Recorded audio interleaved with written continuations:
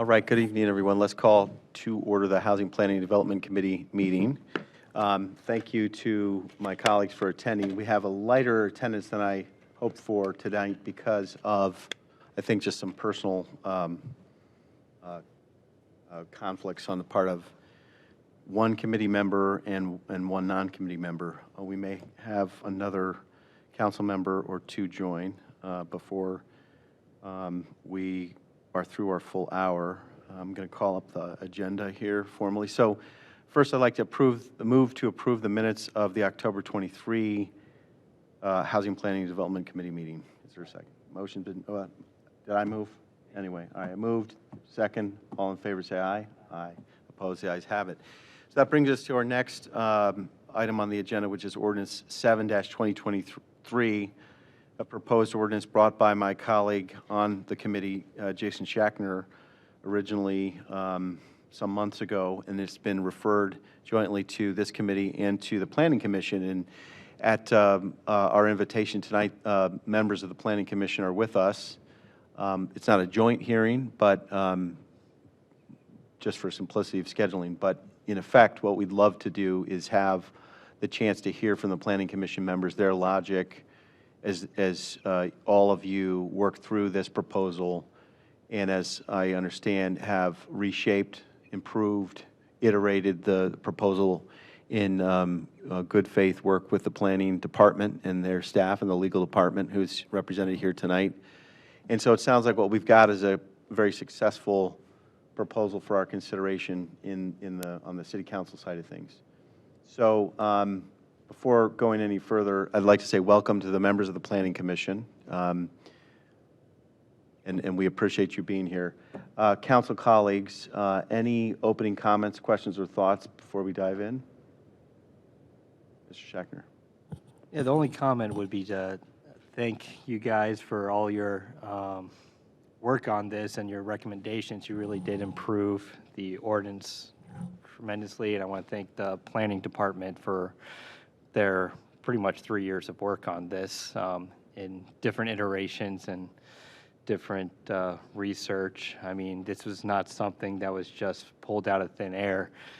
And I think it's apparent by the language and the changes made that there was a lot of thought put into it. There's a lot of thought in the original proposal from the Planning Department, and definitely a lot of thought from the recommendations of the Planning Commission. So thank you. Thank you. And what I'm hoping to do on council and in this committee is to use our discussion tonight to get into the public record and you know what the thought processes are here, what the proposal, if it's adopted, would accomplish, what it would not accomplish, because it's a tool in the toolbox. It can do some things but not other things, and to help not only the public understand that, but also to deepen the expertise on the City Council side of the desk here. I know that a number of my colleagues and me too are keenly interested in affordable housing, and we've done a fair amount of work, deliberation, investigation, as has the Planning Department under Director Leininger's leadership on that topic. I believe that part, but not all, of the impetus behind this initial proposal by Councilman Schachner was to see if we could enhance the supply of affordable housing in the community. But that's not the only goal of our housing policy in a city of century homes. Largely, you know, the great majority of our housing stock built prior to World War I, whereas many or most other Cuyahoga communities are built after World War II, were built prior to World War I. And so that really informs not only all housing policy in Lakewood, but really everything else that we do as a city government and as a community, or the lion's share of it. So it's worth our time, and it's worth, I think it has been worth the time of all of us. But anyway, that's the intent. My hope tonight is to really deepen City Council's understanding of what this proposal is and what it could do for the community. And if I could just Yes. add something, thanks. I think the reality of accessory dwelling units or ADUs, the one thing it addresses is it removes the land acquisition in terms of building any additional space or dwelling units, mostly for, like if somebody wanted to, build a house here or build a home for a relative to live in. I mean, there's no property available just to purchase, no vacant lots. And if there was a vacant lot, it would most likely be extraordinarily expensive unless it's one of those home lots that we have.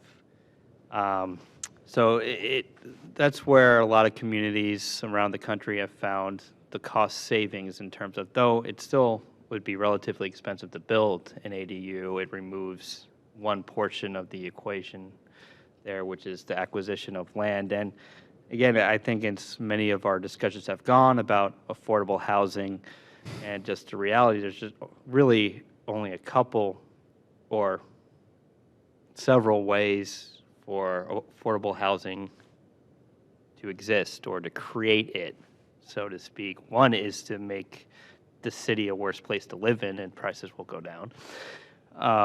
That's one way to do it. Not a popular way, and I don't think anybody wants to see that. So that's not a way that is going to happen. But theoretically, that's one way. Number two is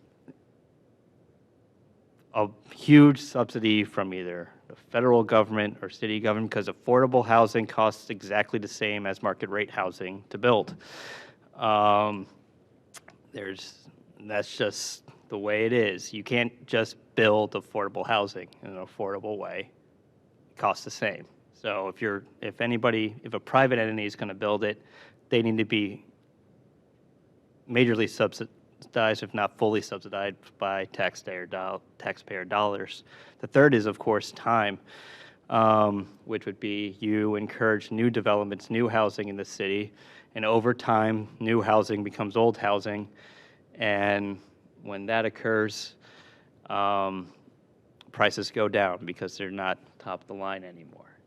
But I think we've had a long conversation, and through the research and the many meetings we have, I think it's important for the city and most governments to be honest with people in cities like Lakewood and inner ring suburbs that are on the rise, that it's not really a policy choice to not have affordable housing. It's the reality of the state we live in. You can't do rent control in the state of Ohio. It's not allowed. No, so I see that sometimes thrown around, just do rent control. It's illegal. We can't do it. The state has forbid us doing that. There are just some policies that exist, that tools that other states have or other municipalities in other states have that in Ohio we don't. We have some tax incentives that we use, like our community reinvestment area that provides some below market rate units for a period of time while that abatement period exists. But again, as people should know, it's a government subsidy. So when they say, hey, why doesn't the city just build affordable housing in this one area? The city doesn't build anything, one. And two, you can't just build affordable housing. That's not a thing that exists practically. So. Thanks. And so we're kind of considering the big picture, the small picture. Councilman Rader, you want to join us? That'd be great. We're just getting underway. And we'll dive in a second. Just in addition to affordable, what are some of the other goals for our housing stock? It would be well-maintained, quality, safe, and ADA accessible or age in place. Those are related, although different, because not everybody who needs ADA access is a person in their senior years. There may be some other category I'm missing, but affordability has come up recently because our property values have increased. Now, that is actually a positive thing in many regards. It's just that it's on the minds of many people in the community. So without belaboring the point further, Mr. Krewson, you're the chair of the Planning Commission. Thank you for your service. Would you like any quick preliminary remarks before we get to a presentation by the director? Hey, can you put your mic on? Thank you. Sorry, I'll just say that No, I've been very appreciative of the process, and it's been, I think, productive. And I think I feel confident. I think I can speak for the other members as well that we feel confident with where it wound up and what's ultimately kicked over to council. So I'm looking forward to further discussion about how we kind of arrived where we arrived today. Okay, and by the way, we've got Kyle Cruzen, Chair, Nick Lapointe, Bill Sanderson, and Sean McDermott, 4 of our 5 Planning Commission members with us tonight. Thank you, gentlemen, for your service. Director Leininger, any remarks about tonight's proposal? Mr. Chairman, members of the committee, I do have a brief presentation. If you'd like me to get into that, I'd be happy to. Okay. First of all, let me just start with thanking the Planning Commission for spending another evening with us on this topic. And thank you for your work through this conversation, which I thought was a very productive conversation. I think that's reflected in the work that the work product that came out of it. Ultimately, I think we have a much better ordinance than where we started 6 months or so ago. So with that, I do have some comments about how we got to where we are. I'm going to try and be brief. There's a lot of code changes. I'm not going to go through them line by line. Just trust that you've all had this for a little bit. You've had a chance to look at it, and we can just kind of answer some questions. But just maybe go back to the beginning, just to remind everybody where we started. This was the priorities of the proposed legislation, with a small modification at the end. I know we just talked about affordability. But where we started from, just a whole host of conversations over the last several years, is what are we trying to do with the ADU legislation? And really it came down to 4 priorities: aging in place, shared living, maintaining that neighborhood character, and we also talked about affordability. Now, affordability in this case is a double-edged sword because the cost to build housing is the same whether it's affordable or not. Certainly, are there some benefits that come out of ADUs that can help a new homeowner, someone who's not quite ready to take on or help provide additional income to help support their mortgage, their property taxes? Yes. Does it put supply in the market? Yes. Can it create housing for maybe a retired senior, or retired mom and dad to come home and be with an adult child, or even bring a child home from school, which hopefully I'll be there in a few years if he makes it. But there are definitely some positive things that can come out from the ADUs from an affordability standpoint. But those first 3 were really kind of the primary drivers for this. Also, now you'll see this as we go through the slides, but you see some of those others, the images that come from AARP are whited out, grayed out. When we started this process, we really were focusing on how do we take advantage of the existing single-family structure, primarily or only in the R2 district. So we were talking about how we can use attic space, how we can use basement space, how we might be able to do an addition off to the side of an existing single-family home. Where we went through this process, we ended up kind of on its end and thought more about how do we still do the additions, but how can we reconsider detached units or conversions of garages over the garage, not a conversion of the garage, but adding space onto a garage to create ADUs. And so it didn't quite come full circle, but really through the analysis and the great questions that were asked by the Planning Commission, took a different focus with the ordinance. So again, where we started, there were really 3 simple changes that we started from. The first was to eliminate a prohibition in our zoning code, which applies to any single-family structure in the city cannot be enlarged to accommodate more than 1 family. Where we were keenly focused in on this was in the R2 zoning district, because in the R2 zoning district, you're allowed to have both a single-family and a 2-family dwelling unit. So even though in the R2 zoning district, even though you're zoned R2 and you have a single-family home, most other places without this restriction, you would be allowed to add a second unit to that property by right.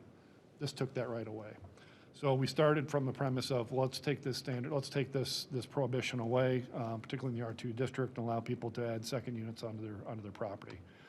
And what that did is it really impacted. So what's highlighted, everything that has a color on here is something that's zoned R2.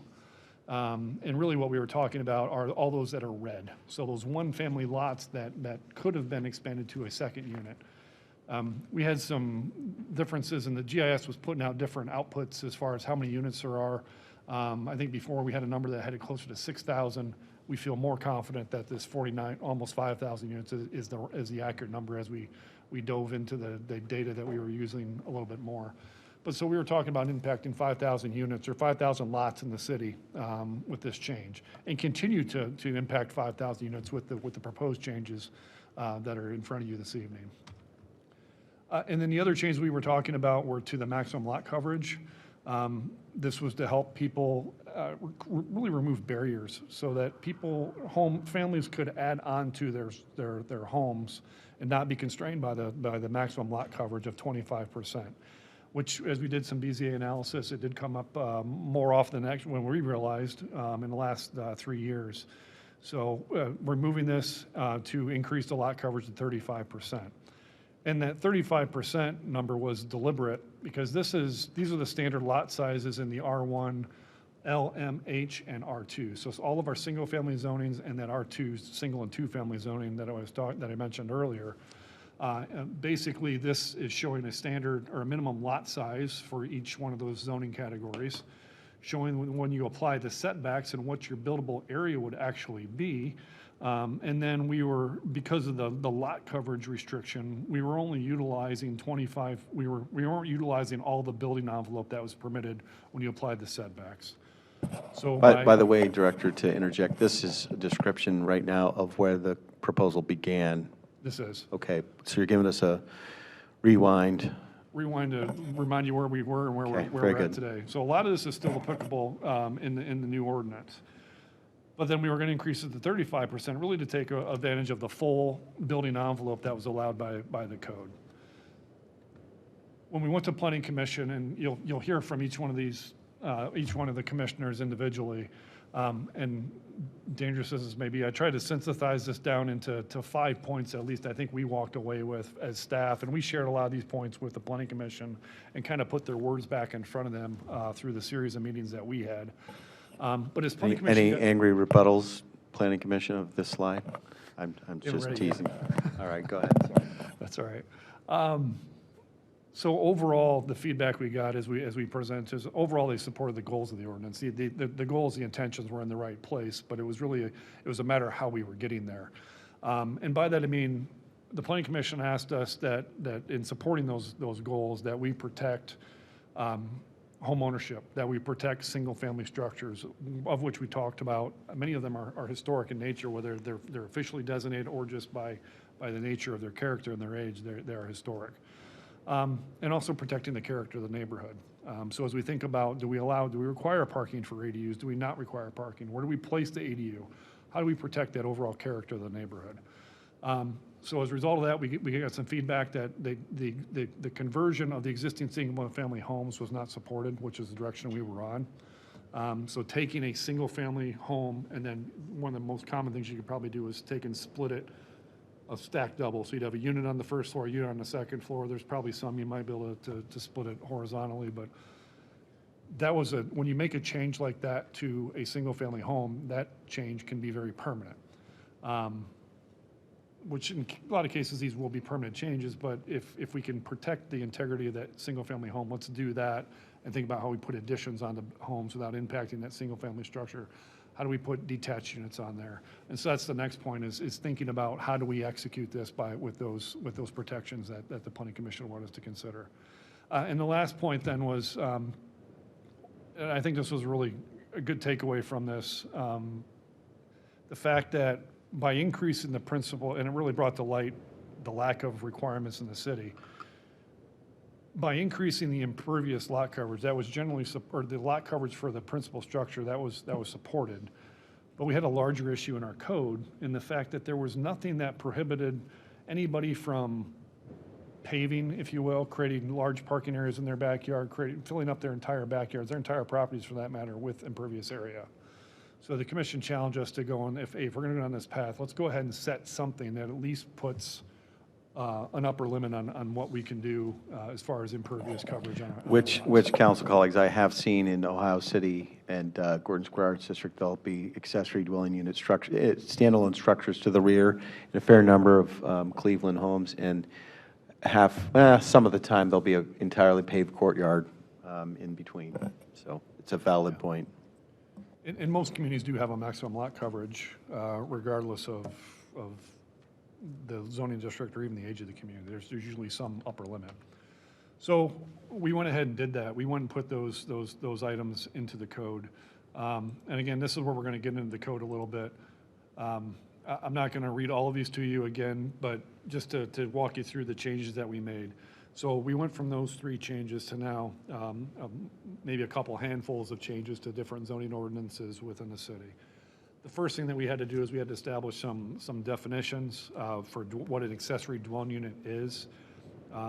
Thankfully, the city of Cincinnati is going through this exercise, or has already just gone through this exercise and allowed accessory dwelling units in their community back, I believe it went into effect this June. They had an amazing definition that we lifted from them. It fits here very well, so we just kept it. We then went and developed a lot coverage definition. We already had a definition in our code, but now we had to define this for what the maximum lot coverage is. And so this basically sets up and says anything that's impervious, unless it has a stormwater benefit, a demonstrated stormwater benefit, it's considered impervious and it counts against your lot coverage maximum. So that kind of sets the stage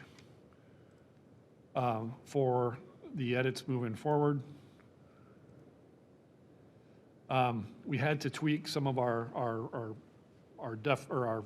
accessory use sections and then our maximum lot coverage. So this is a single family district. So this is R1, LM, so L is low density. Sean, can I stop you real quick? Yeah. Sorry. Just going back to the lot coverage maximum. Yep. So I see the intent is to encourage the use of impervious, or maybe pervious, sorry, force things. But it says that, the way I read it, is that you'd have to, even though it allows some infiltration, such as decks, patios, driveways, porous, pavers, or concrete, or other elements that disturb ground, whatever, that you have to prove it's demonstrated as a functional and integral part of a stormwater system. I mean, I don't know if people, when they build their patios, think of it being an integral part of a stormwater system. I just curious at how people meet that burden for it to not be counted as part of the maximum lot coverage. Just putting in a paver patio would not qualify as being a pervious system, or being a pervious system, because it has no stormwater benefit. Okay.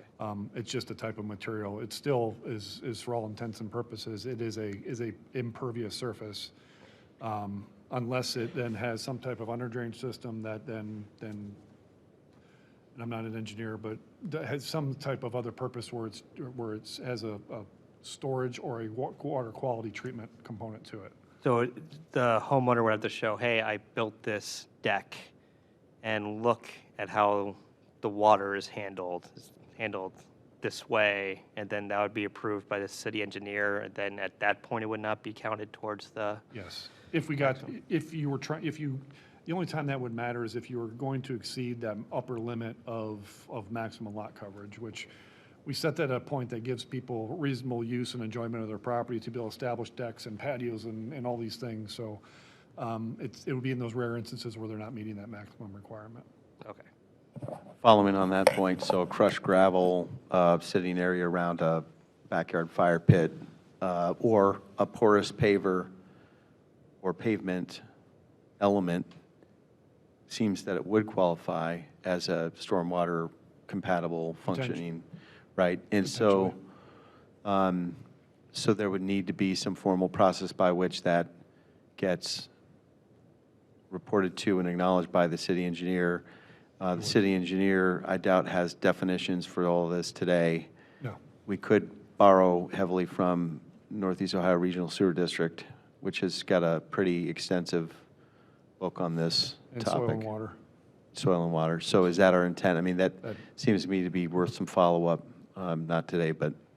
Yeah, the ODNR, OEPA, Cuyahoga Soil and Water, they all have many, many documents that they put Okay. together that talk So, about. so that's not stormwater defined in drainage. this proposal. It'd be an administrative function. I just, to me, that's a perfect example of how it's important to nail down what the, how that's going to be handled by the administration. I'm comfortable with this language as long as we do follow up on that, because city engineer handles a bunch of stuff. City engineer's training is probably on other matters, and this is a specialty topic. So Can we informally commit to do some follow-up on this point? Okay, any thoughts on that point by the Planning Commission beyond what? Okay. Yes, Mr. Cruzen? I think that makes sense. Okay, thanks. Councilman Shackner, did that cover your point? Yeah. Okay, let's keep charging ahead, and if you don't mind talking like a New York City auctioneer, that would be great, so we can All right. reserve time for Q&A. Thanks. So I won't spend much time on permitted accessory uses. So this was a lot of, this was actually a cleanup of some language, just that if we're going to establish a maximum lot coverage, we had to go through and clean up some of the language in here to make sure that it was, because this language basically said that despite whatever it says over here, you're allowed to do this, and that our goal was to, no, this 85%, whatever the percentage is, this is the maximum. So that's what this cleanup was. And then this section deals with actually establishing what the maximum lot coverage is in our single-family zoning district. So because the R1L, or I'm sorry, I'll do backwards. So the R1H was our highest density, our smallest lot, highest density zoning district. We established a higher lot percentage. It's intended to be somewhat proportional. It's not exactly proportional because our lot size aren't exactly proportional. But basically, as smaller lots are allowed to have more lot coverage, larger lots are allowed to have less lot coverage, even though, even by the nature of them being larger, they can have more impervious area. But you don't have R2 here. R2 is in a separate section, so we're getting Okay, to that. okay, very Yep. good. And Planning Commission, why are these the right levels as opposed to a different number? Or is that a recommendation by the director? Yeah, I think we relied heavily on the city's analysis. Okay, So if time allows, I mean, I can pull up near maps, we can look at some of the examples that we looked at to say, just to try to arrive at, hey, when we look at a standard lot in the city, when we look at a standard development pattern on a standard lot in the city, here's the lot coverages that we're seeing, and then allow people some flexibility to still do something. okay, so you keyed it off of actual conditions in Lakewood or by peer cities or? No, existing former? conditions in Lakewood. Okay, okay. And is that satisfactory from, colleagues, part of the reason I wanted the Planning Commission here is this is their field, this is their expertise, not only by training, but by years of experience in development, in building code, in planning. And Mr. LaPointe, I don't know what your background is, but I know it's extensive. So from your perspective, is that a good methodology?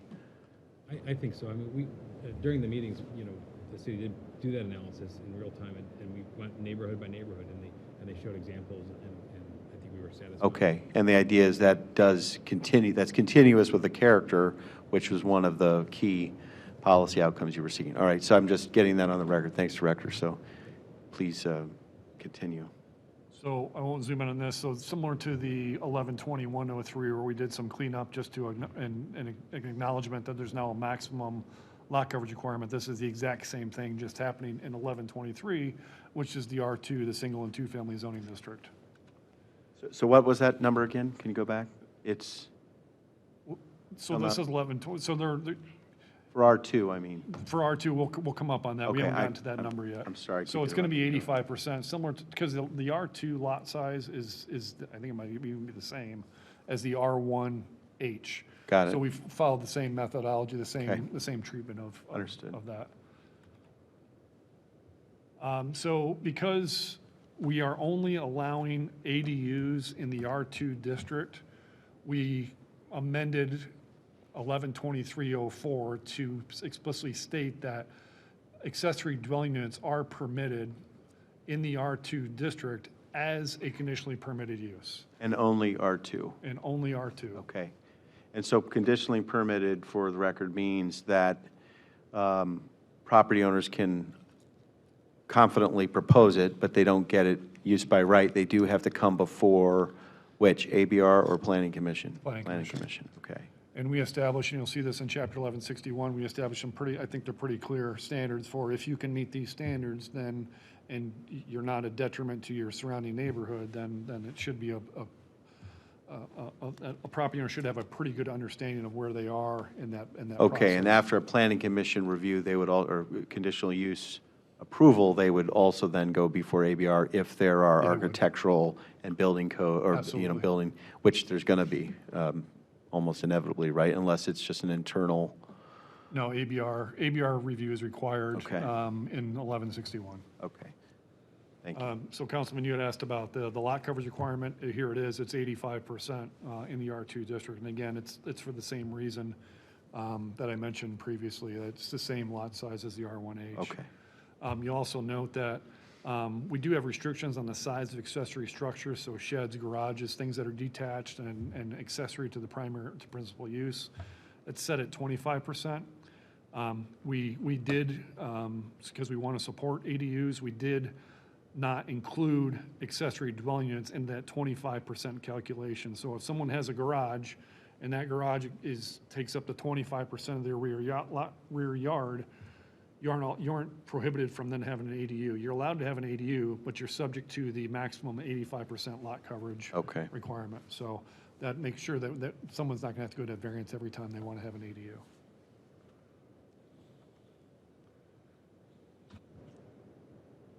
So this is the prohibition section. Even though we're not repealing it anymore, we do need to amend it to basically state that you can't expand it unless you're creating an accessory dwelling unit. And again, that was for all the reasons we talked about, protecting that single-family home, the neighborhood, but then allowing accessory dwelling units on the property. Okay, very good. Question about this. Go ahead, Mr. Rader. Thank you, Mr. Chair. And thanks, everyone, for being here. This is great. So this whole, I've had a lot of conversation over the last few years about garages being able to demolish them and having to build them in the same footprint as the current garage, and it seems, I've always thought that to be sort of restrictive. But just because we've had these conversations and had neighbors and things going through this process of, I want to build a bigger garage, or I want to build a smaller garage, the city's making me build a garage in this exact same footprint, and I've got to build it the same height and do all this stuff that our code requires. Will those same codes apply if somebody wants to knock down their garage, build a garage with an accessory dwelling unit inside, make it bigger to accommodate the accessory dwelling? Does this definition then allow them to sort of, go outside of that current restriction, which again, I think it's a little bit onerous in today's, but I'm just wondering of how those codes comport. And there's a lot of them. There's a lot of individual codes kind of spread out that dictate sort of how that process is supposed to happen. So when it comes to a garage, when someone wants to put an addition on their garage, let's say they want to go vertical, there's language on 1161, the next section we're going to get to, that talks about that you really need to go to the building department because our building code standards have changed. A lot of our garages aren't on a full footer foundation like they would need to be to support and have a unit above. So they'll probably need to tear down and start over. If it's a garage, they will be limited to that 25% or 480 square feet. But there's nothing that prohibits them, like there is now, from then, if they put an addition, if they put space above the garage, there's nothing, this eliminates any restrictions that they couldn't turn that into an accessory dwelling unit. okay. The same setback standards, the same height standards, all of that still applies, but the use is now permitted. Because right now, people come into us and they put storage above the garage. They put an office above their garage. Even though it might have a bathroom in it, it's not supposed to be used as an accessory dwelling unit. This now allows that to happen. The other way they can utilize their existing garages, there's nothing prohibiting them from adding on to the side of their garage. And we won't count that square footage if it's for the accessory dwelling unit. Again, if their garage is already maxed out in size, and they don't want to go vertical because it's too expensive or whatever, they can also come off to the side of their garage and just have the accessory dwelling unit attached to it and take advantage of any electric service or things that might already be in that building to help support the accessory unit. Yeah, that's helpful. All right, thank you. I'm just thinking about some specific cases of people who have talked to me about how they might do this, and then others who just want to get rid of their garage and maybe build something else that makes more sense in today's. So that They're allowed to do that. that makes sense. Thank you so much. And so then the final section, really the meat of where the changes are. Hang on, I didn't change. 1161. So this is our conditional use standards. So again, you're allowed to have accessory dwelling units in the R2 district. It does require to have a conditional use, and these are the standards that are applied for you to have this to have an accessory dwelling unit. So it has to be the R2 zoning that it's allowed on, there can only be one dwelling unit on the property now. So if you already have a duplex on your property in the R2 district, you cannot go and add another unit to now have 3 units on a zoning that only allows 2 units. So you have to be a single unit on an R2 zone lot, which is 5,000 of those lots in the city, almost 5,000 of those lots in the city. The owner, and this was to help to protect home ownership, the property on which the ADU is located, the owner of that property has to live on the property. They could own the house and live in the house. They could, for whatever reason, decide to want to live in the ADU, as long as that owner of that property is on the property. A lot of this came out of some of the conversation that was happening out west, where they allowed ADUs, and what happened is developers simply, they were trying to do that to help control or help create supply and help then lower prices. What happened is developers grabbed a hold of that, and now they could spend, instead of spending $1 million for a single-family home, they go and spend $1.2 million for a single-family home, know that they can add another accessory dwelling unit on it. So it kind of had an opposite effect. So this was to help protect the home ownership and help support home ownership in our community, rather than allowing just more and more rental. Not that there's anything wrong with rental, but the idea was to support and promote ownership. May I interject? This is language such that the permit to build a new ADU can't be permitted unless those conditions are met. What happens in the future after it's built in compliance with these rules and then the property transfers? So we have language on that at the end of this. Okay. Keep going. Good Sorry. foreshadowing. No more interruptions from me. Can I ask another clarifying question? Yeah. You've been very helpful explaining this too, if you don't mind, Mr. Chair. So I also know of other instances in Ohio City and here where there's families that own properties and their kids live there, or other family members. They're not the owner, but they're the kids of the owner or whatever, and then the grandma lives in the back, and it's like a family sort of compound, or a trust owns that property, for instance. Does that affect, how does that work into this? That'd be a good question for us to, that'd be something we'd have to evaluate on a case-by-case basis to understand how the trust is set up, and who is it that's in the owner, who is it that's actually on the property. Right. That'd be something we'd have to sit down and look at together. And I understand what you're trying to accomplish. It makes a lot of sense. Yeah. But I certainly wouldn't want folks like that. I know of these families too that have, maybe the property's been in the family for a couple of generations, and now it's in a trust because grandma died, and they want to build a thing in the back for the kids. And that's exactly, I think, what we're trying to accomplish here, is that sort of, keeping the families in Lakewood, keeping the kids, keeping the older adults aging in place. But the house happens to be in a trust. My family has a trust that owns my mom's house out in Barberton. Just wondered how that would be sort of treated. That's all. I think it's certainly not, as long as it meets the intent of what we're trying to accomplish, and there's not a legal reason why we couldn't do that. It's something we'd have to look at on a case-by-case basis. I suspect that at first it would be a denial, then an appeal to BZA. Could be. That's where those intricacies could be, and special cases could be explored. All right. Let's get through this in the next 3 minutes if we can, and then. So then the rest of this then is really getting into the meat about some of the building department wanted some information here, even though this is already clearly stated in our building code.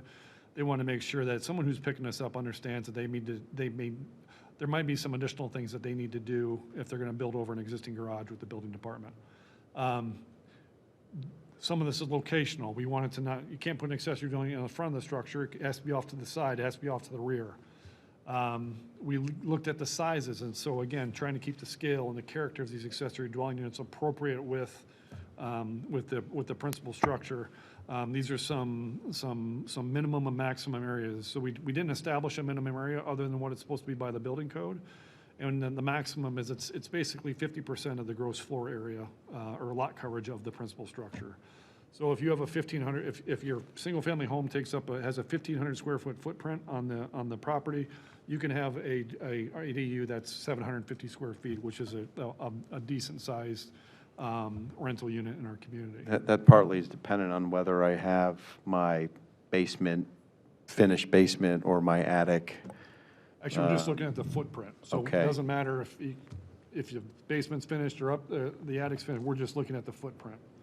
Okay, Again, this is trying to control the horizontal scale Understood. of the build, or of the ADU. And then we have other requirements that actually the next section talks about the height, so you're saying 50% of the principal structure's footprint. footprint, which isn't going to be that big for a lot of R2. And a lot of them, it's going to be probably in that 600 to 700 square Okay. foot range. Okay. There were some units in Birdtown that we found. They have a first floor footprint of maybe 700 square feet. So that's still a 350 square foot ADU, which there's ADUs as small as, I think it's 150, 175 square feet. So you're still getting a decent size. So it's an efficiency. It's an efficiency, Okay, yeah. in those cases, yeah, thanks. So the next thing is about the heights. Again, just following really what the standard code is for height. If you're attaching it, you can't be any higher than the principal structure that you're attaching to. You have to have a review by ABR. We do require that you have to have an off-street parking space to serve the ADU. There was a lot of discussion on this topic, but we ultimately decided that, again, protection of the neighborhood, parking is the number one thing we talk about, unfortunately, in the planning department, which is not something you want to talk about all the time, but in order to help make sure that the property itself can support the ADU, one parking space is required. Most homes already meet that because they have a two-car garage, or you have a side-by-side where you only have to have one car for the home. So you just have to provide that second home, and most homes already have that space. Yeah, just on that, if you could just for my clarity, just expand on what would constitute that designated one off-street parking space. You said if you have a two-car garage, that's good enough. Two-car garage would count. You actually probably have four. In that case, you really have four parking spaces because you have two in the garage and you have two behind. Typically, we don't count stacked spaces like that, so effectively you have two. If you have a two-car garage, you have two spaces already. So you're already meeting the minimum requirement for. Backtracking to point 8, is that height definition generous enough to allow above garage? Which one? I'm sorry. Point number 8, or subsection 8?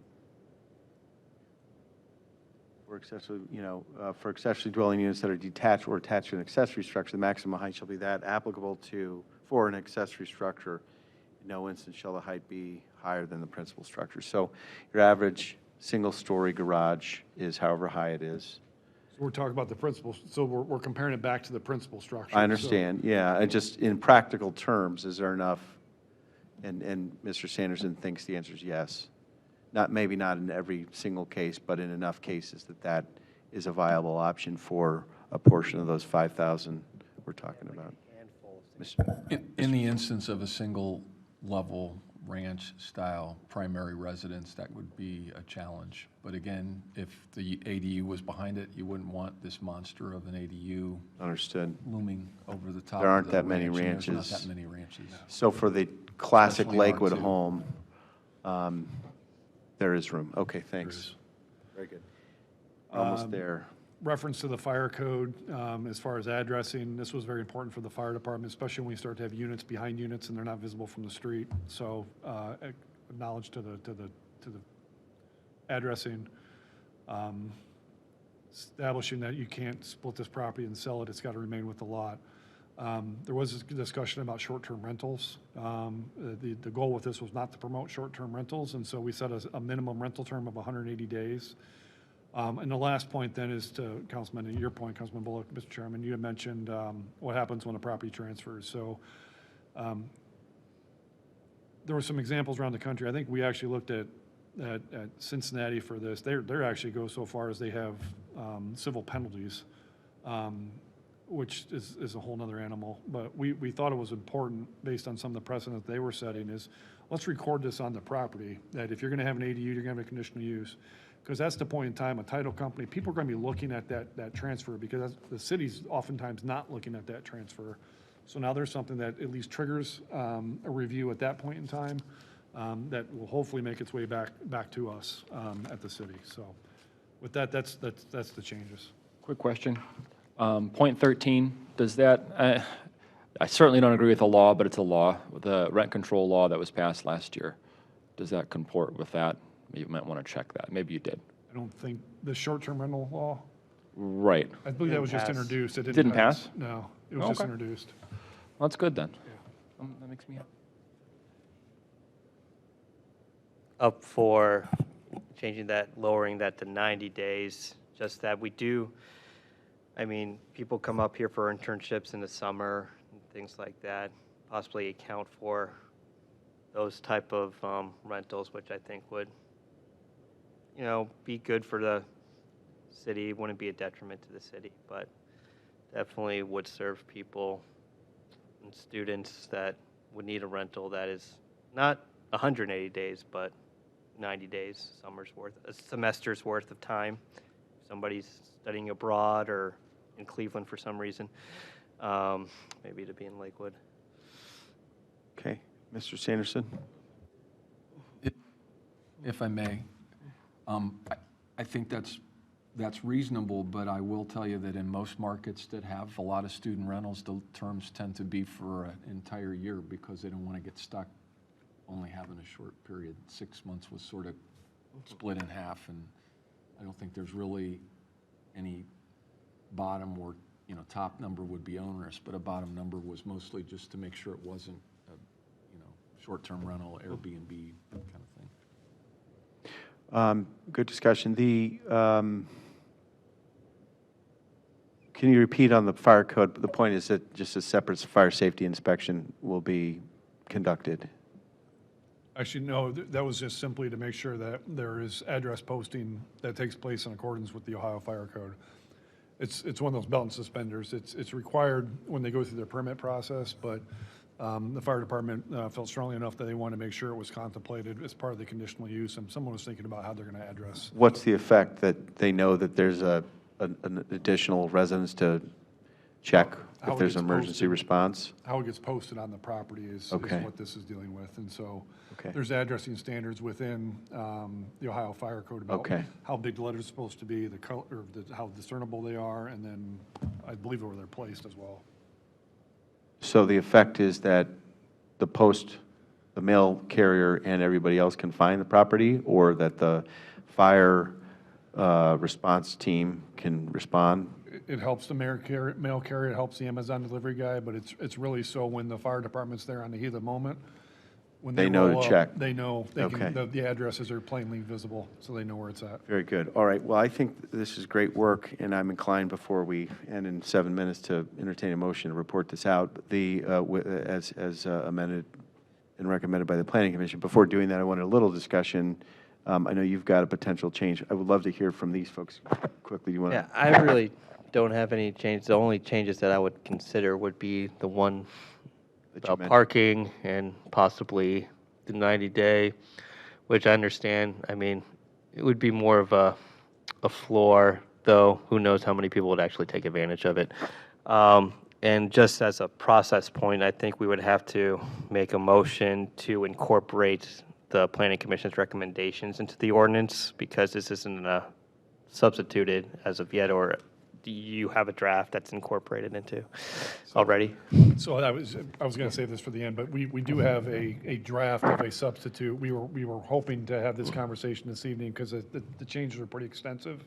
So before we finalize this, have this conversation, we'll finalize a substitute draft to then give to you all on the floor on Monday night.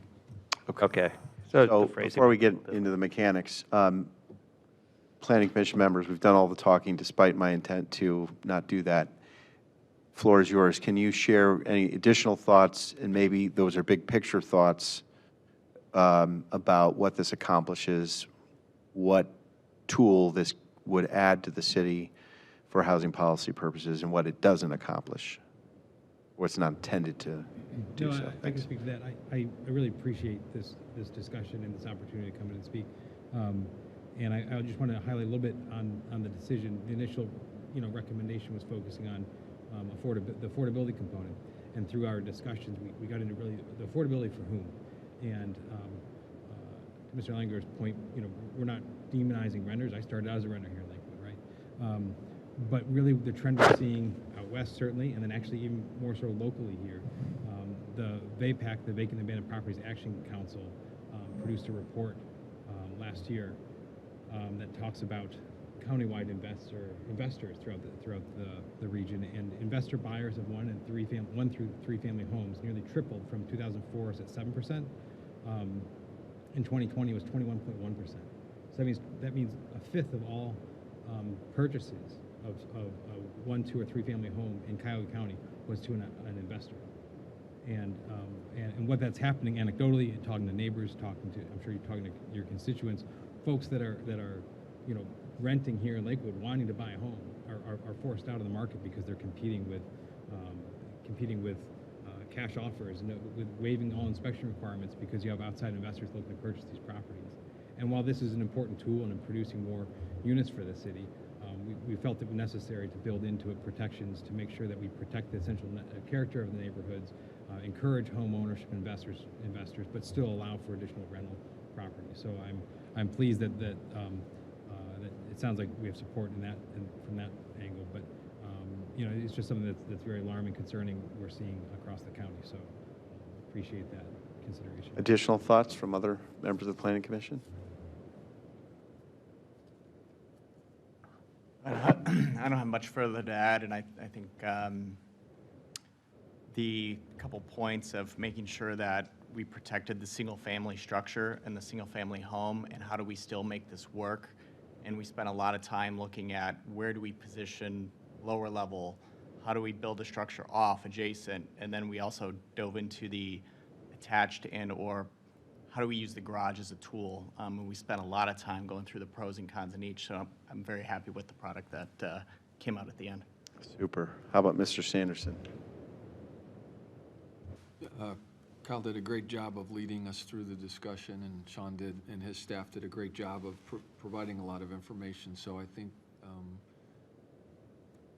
there's always a little bit of compromise. We would all prefer to have a lot more units available, but the reality is, there is a single family and home ownership element here that, as was mentioned, is, it's kind of a tricky, and I'd rather err on that side. I think that keeps the community strong, and to the extent we can find other places to continue to push for more housing, especially apartment development, and that's where affordable can really come in.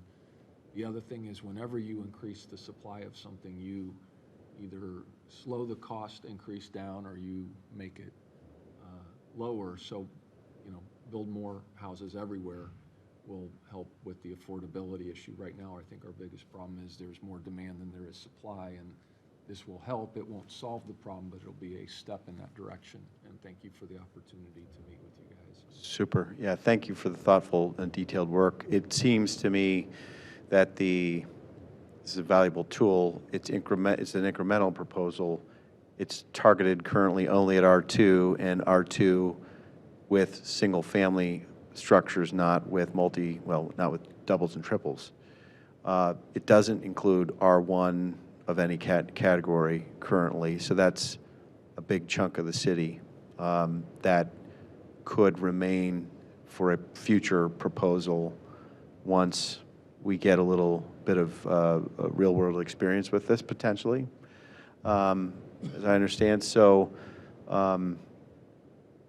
so we could also, there's a couple other features of this version that could be expanded or added in the future once we see how it actually plays out in real time. See if you agree with this characterization. It may not be a primary tool for us to enhance affordability in the near term in this market today or in the next 5 years, maybe 10 years, but it could over time help. But what it does do in the near term would be to add resiliency to our housing stock, flexibility. So a property owner that is here today that may be looking for a second or third home outside of Lakewood may have new flexibility to enhance their property, the use mix that they could find on their own lot. It could be a accessory dwelling unit they use as a home office. It could be an in-law suite, it could be a college kid coming back home or a recent graduate coming back home, any of those uses, right? And it could just enhance the value of and use of an existing lot.